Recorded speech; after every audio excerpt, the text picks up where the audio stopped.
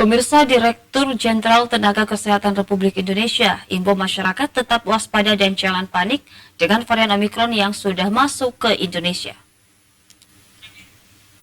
PPSDM, sekarang Ditjen Ditjen Tenaga.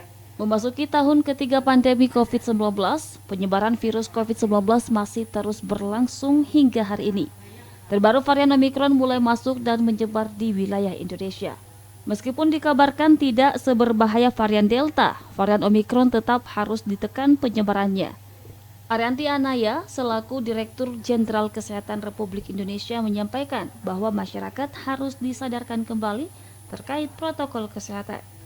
Arianti menambahkan masyarakat tidak perlu panik, namun tetap harus waspada dengan penyebaran varian Omikron yang tidak mengenal waktu dan tempat.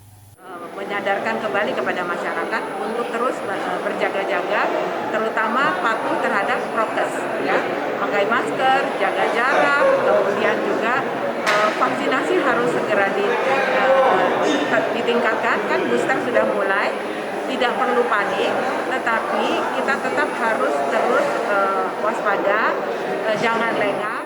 Di akhir wawancara, Arianti berharap Politeknik Kesehatan Kementerian Kesehatan atau Poltekkes Kemenkes Makassar sebagai unit pelaksana teknis Kementerian Kesehatan dapat membantu pemerintah setempat dalam menyadarkan masyarakat untuk patuh terhadap protokol kesehatan. Fitri Hairunisa, Celebes TV.